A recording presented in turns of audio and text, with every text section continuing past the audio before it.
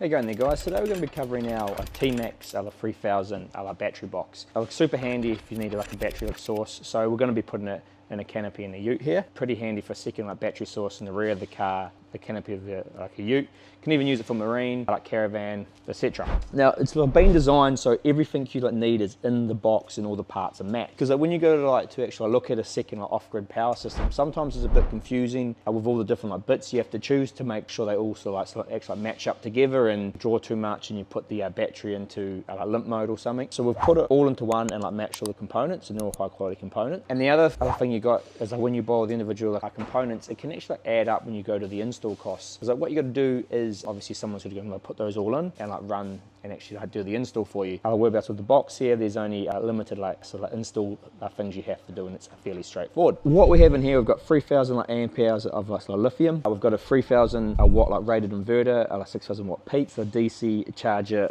built in. The solar chargers built in. Our outputs, we've got 3 AC outputs up here, and our new version we actually have a hardwired AC in here, so that's really handy as well if you're doing a camper van conversion or a bus conversion and you need a power source. Super handy. Along here you got USBs, PD and traditional, and you got some 12 volt plugs right here, 1, 2, just your standard ones. Fuses here for all these 5 20 amp Andersons here, which are really handy. They're just a small Anderson plug, and in the kit we actually include all of these, so if you need to wire something up, so really handy for fridge or lighting and stuff, because you can just turn it on and off there. We've got 2 50 amp input outputs here, a 40 amp solar input, a 30 amp DC input, and 175 amp input output for certain scenarios when you might need a bit more grunt, jump starting, a high power winch, etc. That is a base here. The whole box here is heavy, so it's 45 kilos. It has got handles on each side, so even though it's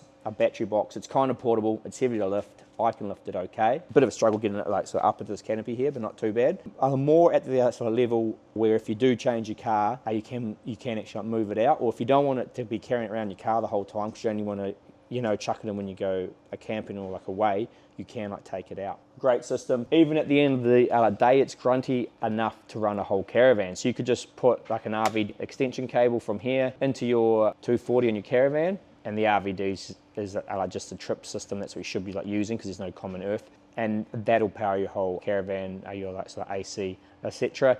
You will trip this out. For example, if you ran the AC in an air fryer, you're going to pull too much. You'll probably trip the RVD because that is quite a high power draw. There's fans in here to keep it cool, 2 handles either side, and we'll go through and talk about how we're going to put this in today. You get all the accessories you need in the kit. You can probably also see those in a different video, but you'll see them as I cover these. Pretty much you'll see all the different accessories as we go to put them in. So the first thing you want to do is you want to think, okay, where am I going to put this? It's got on the side here some holes, and you come with some brackets. So basically you got 2 brackets either here and here, and you can mount that up how you need to. So that'll keep it going. Obviously it probably needs to be resting on something solid because there's 50 kilos. And in this case you're going to put it against the back wall there. Just think about where you're going to put it. Can you hit the button still? Can you still get to the AC plugs? You can obviously extend all the plugs if you wanted to, but just have a little thing where we're going to put it. There's obviously fans here too, so you want some airflow going around those. So this is where we're going to be putting it here, up against this back wall. We'll obviously screw into that there.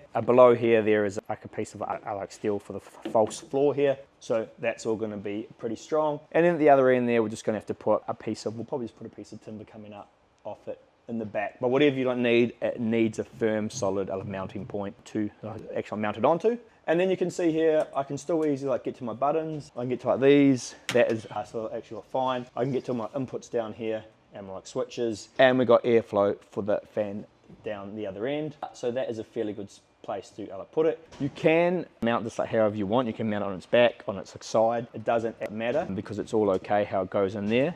But you'll just have to think how you're going to attach these to it if you do that, because you've got sort of threaded holes here and up here for mounting. You can probably temporarily put it in place. You could actually strap it in there, but you want to start running your cables first, just to make sure you don't mount it somewhere then you're oh, can't actually get my cable in there, or something like that. So the first cable you want to I like to get into what actually comes in the kit is your DC power. This is basically the hardest part of the install. This is the cables you have to run, and that's also pretty how straightforward it is.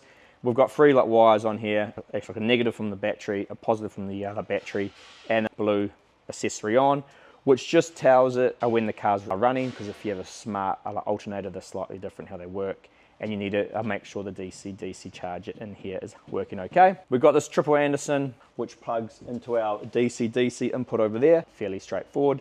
Then we've got to run all these through to the engine bay. What we're going to do here is we're going to go out here, down. I'll show you in the video, we'll have a look at the best place to run it. Every car's going to be slightly different, and obviously these cables are a little bit thick. And we actually include in our kit some fuse taps too, so you can actually just test what fuse comes on, has the power when the keys are on, and you can just use a little actual fuse tap to get that power source. So once you've grabbed this one, it's actually not a bad option to actually hook up the other end. It's got terminal plugs on it already, and just test that it's all going to work before we actually run the cable. Definitely check you have enough length. We've got this end here, red's going to go to the positive on the battery, black to the negative, and the blue wire we can fuse tap into an ACC power source. Check got enough length. It isn't a bad option to hook it up.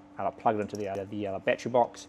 Make sure it's all working as it should. In the Andersons, if you're common with these, they've got the little tab up the top. All you got to do is flick that up with it's like a flathead screwdriver, and you can pull the terminals out, and that way you get a small cable to run. You're just going to have a cable with a terminal on the end. Pretty easy. You got about 6 meters length in this cable, so if you need a different length, yeah, you have to chop and re-terminal it, but that is what it is. Running these, the options are basically from your battery through your grommet and your firewall, in the car, and then out the back, and the other ute's got a grommet on the rear wall here, and then we'll come into the canopy. That way the cable is basically up high and inside the whole time. If you're going straight down and under the car, ideally put this in conduit, or if you can actually tuck it down the chassis rail. It just keeps it protected. It's not really in the world, but those are probably your 2 options for actually running it. So we're going to run this through now. Also, a good little tip is if you are squeezing this through places, some silicone spray makes these other wires go much better. So we started from the front here, got our 3 other wires. We had to come in through here. This is on a Trident, in through this panel here. Some cars have this actually on that side. You go straight through. Just have to pull a little bit off here to be able to tuck that through. You probably can't see, but up in here there was a grommet. Now that goes through inside here. We come out here, and we go all the way along here. You can normally just pull the bottom of these off. Sorry, of the trim there off. All these trim bits down here you can lift up with your hand. If you leave some of these behind, just pop them out and make sure you put them in when you go to put the plastic back in. Through here, majority utes are going to have a grommet in the back. This one was down here. Through there, up. Ideally, you'd probably come up under the tray if you could. This already has a false floor in it, and I didn't really want to do that, so put a conduit on this at the back here and tidy it up. Hole in here, grommet, and that's our 3 wires to the back to charge our battery. We've got about 1.5 meters left over, which will be perfect. We can go from there. We put our negative on, our positive on, those 2 are on. Then we used a multimeter on here, and we tested these with the car off, and then the car running, and we found one that had power on it when the car was running. And in this case, it was a fuse sent to the engine. Obviously, be careful, because if it's a headlight fuse, you might think it's on when the car's running, but if you turn the headlights off, it'll actually be off. So just to make sure it doesn't be one that's on all the time. That's into there to that blue wire. You could tidy that up a bit more if you really want to probably try and drop it out a cable tray hole here, a bit tidier. And then we'll pretty much tidy it all through the back. And now we're just going to start the car and just make sure it's all working all right. We've got it plugged in. We put our plugs back into our Anderson here. Just make sure you put them in the right spots that they're supposed to be in. Just double check that when you first pull them out. And you can see we got, if you can see that, about 30 amps going into the battery to charge it up. Yeah, which is pretty good. So that's all working good. We'll go through and tidy that cable up. Now that is the DC cable all run and done. So you can see the other units all put in here. It's been mounted up the top. Ideally, when you're mounting these, we'll also put some mounts going down. If you can have other mounts going both directions, however it's mounted is ideal, because if you're off-road and whatnot, it can get a bit bumpy, and you want this to be down best as possible, so it doesn't think about moving, because it is heavy. That's basically it all installed. After you've run this cable, which I showed you before, that's the main job you have to do. It's going to be getting charged when the cars are running, and you can hook it up to all your different things and do whatever you want to do with it. So from here, if you were going to do some extra things, we've got pretty much anything below 20 amp you can use these small little 20 amp Andersons for. Super handy. They go in there, and they're powered off these 5 switches.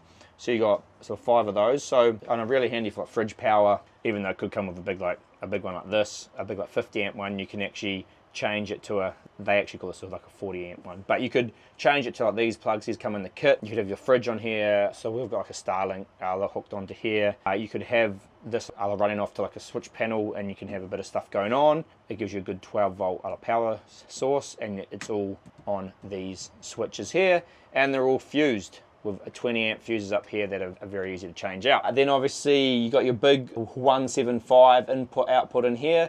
You could run this cable through and out to the back of the car if you wanted. If you did need a big Anderson for like a winch or for jump starting all the time like something, majority of people probably won't use that feature, but it is there if you do need it. Our new model does actually have an AC power out, a hardwired power out in here. If you did have this installed and you needed some hardwired AC, it could come out of there. Obviously that's our DC input. That's all happening from the car. That's the cable we ran. 40 amp solar input. Now, so if you have like a panel on the roof, you can plug your Anderson straight to here. I prefer like blankets myself. They don't take up much like room, and then if you're parked in the shade, it's all good. The blanket can just plug straight into here and then sort of run it out. And you can use, if you're using like multiple like blankets, you can use a 2-to-1 Anderson or whatever. It's just got a max input of 40 amps, which you'll never probably get happening anyway. So that's where your solar comes into. The reason why it's not such a big deal in here is from the DC, this is getting like sort of 30 amps coming into it. So every hour, this is getting sort of 30 amps. And you can see currently all that's hooked up as a fridge, and that fridge will pull between sort of 1 and sort of 4 amps.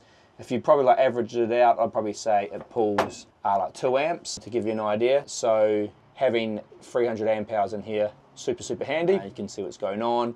So that's when the car's on and charging. We've got heaps coming in. This here, we've got 2 50 input output Andersons. I've actually got one going to the fridge, which I will actually change and put into one of these smaller ones, and then it can be controlled by a switch. But you could actually, you can do whatever you need to do with them. You can plug one into here if you need to plug your AC charger in to charge it up, or you could run one from here to the back of the car here. So we could actually have on the back, we could just actually run the actual solar and the actual Anderson out the back here. So you could actually have them coming down here like something and label them like what they are. In this case, it isn't a huge deal because we're just going to open the canopy if we need to get to them. And that is about it. Here you got all your plugs, so you can just run an extension cord for those if you need to get them a bit closer, or what you need. And to turn it on, you click the on button, and that turns on the inverter. You can hear the fans come on. That turns off the inverter. Along here, you've got all your plugs. 1, 2. Then we've got USBs with on and off buttons, PD and classic. That one's currently on, so I'll turn it off, So they have the little on off buttons, handy little power source there. So that is basically all installed and looking pretty good. Super handy battery box. If you do need one, everything is in one. All the components are quality and all the components are matched. You can see this is the app here that likes to run on the phone. There is what is coming in here. Just allows you to check it out from your phone. Fairly handy.